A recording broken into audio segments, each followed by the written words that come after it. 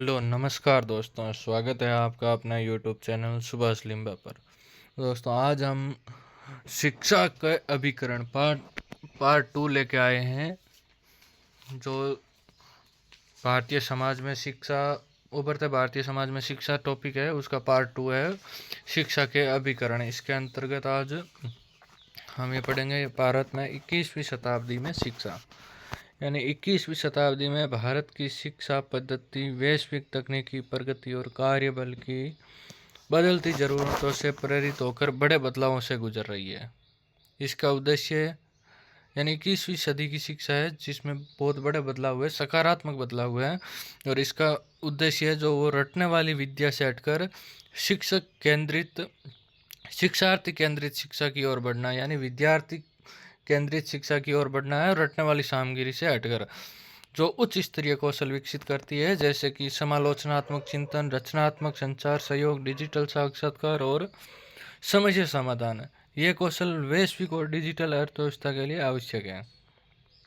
यानी वैश्विक कौशल विकसित कर रही हैं जो है और डिजिटल अर्थव्यवस्था के लिए वर्तमान शिक्षा है जो ऐसे कौशल विकसित कर रही है। भारत में 21वीं शताब्दी की शिक्षा के मुख्य विशेषताएं हैं।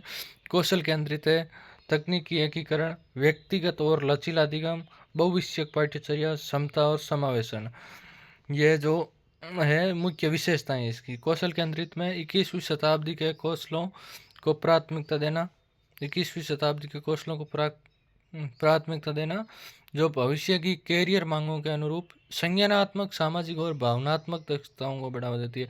यानी समग्र रूप से बढ़ावा देती है कौशल केंद्रित शिक्षा है जो। और तकनीकी एकीकरण, पहुंच और गुणवत्ता बढ़ाने के लिए डिजिटल उपकरण, ऑनलाइन प्लेटफॉर्म, ऑनलाइन मिश्रित अधिगम, एआई, आर्टिफिशियल इंटेलिजेंसी और शैक्षिक तकनीकों को बढ़ाता उपयोग, इनके बढ़ते उपयोग के लिए शिक्षा देना है। और व्यक्तिगत और लचीला अधिगम, इसके अंतर्गत व्यक्ति अधिगम के मार्गों पर जोर, विद्यार्थियों को अपनी गति से सीखने और रुचियों को आगे बढ़ाने की अनुमति मिलती है।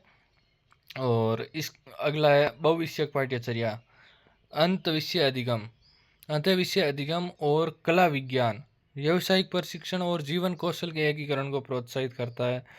यानी कौशलों का प्रोत्साहित करना, वैज्ञानिक कौशल, कला में कौशल, यह कोई और अधिगम विषय है उसमें। समता और समावेशन, सार्वभौमिक पहुंच सुनिश्चित करने, असमानताओं, शहरी ग्रामीण लिंग, जेंडर, सामाजिक आर्थिक को कम करना और विविध आवश्यकता वाले शिक्षार्थियों का समर्थन करना। और अगला है जीवंत पर्यत अधिगम की संस्कृति, यह मान्यता है कि सीखना औपचारिक संस्थानों से परे है और जीवन भर जारी रहता है। यानी सीखना है जो जीवन पर्यंत चलता रहता है, अधिगम जीवंत पर्यंत होता रहता है। शिक्षा के प्रकार है तो शिक्षा 3 प्रकार की है, औपचारिक शिक्षा, अनौपचारिक शिक्षा, औपचारिक शिक्षा है, गैर औपचारिक और अनौपचारिक, 3 प्रकार की शिक्षाएं हैं। जो पहला प्रकार है औपचारिक शिक्षा, एक संचरित शिक्षा पद्धति जो प्राथमिक विद्यालय से उच्च शिक्षा एक पदानुक्रमित क्रम में चलती है और स्पष्ट रूप से परिभाषित पाठ्यचर्या, समय सारणी, मूल्यांकन होता है जो मान्यता प्राप्त प्रमाण पत्रों और डिग्रियों की ओर ले जाता है। यानी कि औपचारिक शिक्षा वह शिक्षा जो स्कूलों, कॉलेजों, विद्यालयों में दी जाती है जिसके अंतर्गत एक निश्चित पाठ्यक्रम होता है और वो डिग्री और प्रमाण पत्र की ओर ले जाती है, वो औपचारिक शिक्षा है। ये इसकी विशेषताएं हैं कुछ संचित व व्यवस्थित है, यानी शैक्षिक अधिकारियों द्वारा बनाए गए नियोजित पाठ्यक्रम का पालन करती है। ये एक व्यवस्थित पाठ्यचर्या होती है, ये संस्थागत होती है, संस्था मान्यता प्राप्त विद्यालयों, महाविद्यालयों में होती है और समयबद्ध या निश्चित समय पर होती है। यानी शैक्षणिक वर्ष, कार्यक्रम और परीक्षाएं ली जाती है। आकलन और प्रमाण पत्र में इसके अंदर ग्रेड, डिप्लोमा, डिग्री ये मिलते हैं, ये औपचारिक रूप से मान्यता प्राप्त होते हैं। और अध्यापक के नेतृत्व वाला निर्देश कक्षाओं में प्रशिक्षित पेशेवरों द्वारा प्रदान किया जाता है। उद्देश्य मूल साक्षरता, अंक ज्ञान, उन्नत ज्ञान व पेशेवर तैयारी प्रदान करना। जैसे उदाहरण सरकारी और निजी विद्यालय जैसे सीबीएसई, राज्य बोर्ड, महाविद्यालय, विश्वविद्यालय, पेशेवर शिक्षा, इंजीनियरिंग, चिकित्सा विधि आदि। गैर औपचारिक में औपचारिक पद्धति के बाहर आयोजित संगठित शैक्षिक गतिविधियां जो विभिन्न समूह विशेष रूप से उन लोगों की विशिष्ट अधिगम जरूरतों को पूरा करती है जो औपचारिक विद्यालय शिक्षा में शामिल होने में असमर्थ है। यानी गैर औपचारिक शिक्षा है जो स्कूलों विद्यालयों में न होकर बाहर होती है, जो एक विद्यालय की तरह ही होती है, जो एक निश्चित यानी कि शैक्षिक गतिविधियों में ही होती है, विषय जो अधिगम की ज़रूरतों को पूरा करने के लिए होती है।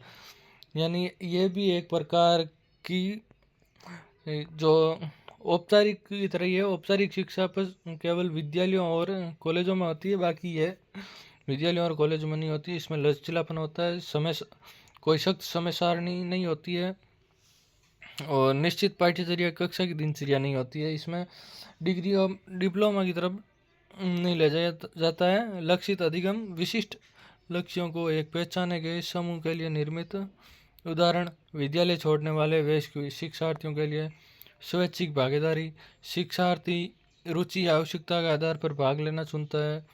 संदर्भ प्रासंगिक विषय वस्तु अक्सर स्थानीय समुदाय की आवश्यकताओं का कौशल अनुरूप होती है। उदाहरण के लिए व्यवसायिक हो या जीवन कौशल कार्यक्रम।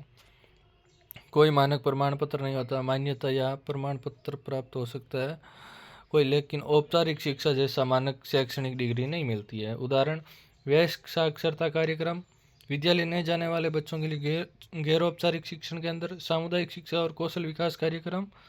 फिर आती है अनौपचारिक शिक्षा, ये आजीवन चलती रहती है। यह संचरित दैनिक जीवन के अनुभवों, सामाजिक अंत्यक्रिया, परिवार, समुदाय, कार्य, मीडिया, पर्यावरण के माध्यम से होती है। यानी कि किसी भी प्रकार से हमें कोई ज्ञान हो रहा है वो एक अनौपचारिक शिक्षा के अंतर्गत आता है। मुख्य विशेषताएं हैं असंचरित और सतत, यानी ये औपचारिक संगठन के बिना स्वाभाविक रूप से होती है। ये असंचरित होती है, सतत यानी जीवन पर्यंत चलती रहती है। कोई संस्थागत व्यवस्था नहीं होती है इसमें। इसके अंतर्गत परिवार, समुदाय, मीडिया, खेल, कार्य गतिविधियों के माध्यम से सीखना होता है। ये जीवन पर्यंत चलती रहती है। कोई मूल्यांकन या प्रमाण पत्र नहीं दिया जाता। इसके उदाहरण जैसे बच्चे घर पर मूल्य, भाषा और संस्कृति सीखते हैं। शौक, मीडिया, इंटर्नशिप के माध्यम से सीखे गए कौशल और सहकर्मी वार्ता, समुदाय परंपरा और सामाजिक आचरण। तो दोस्तों वीडियो अच्छा लगा हो तो चैनल को लाइक और सब्सक्राइब जरूर करें। धन्यवाद। अगला ही पार्ट जल्दी लेकर आएंगे और आपके लिए MCQ बेस क्वेश्चन भी लेके आएंगे 100-150%, जो अगले वीडियो में आपको MCQ मिलेंगे सारे। धन्यवाद दोस्तों।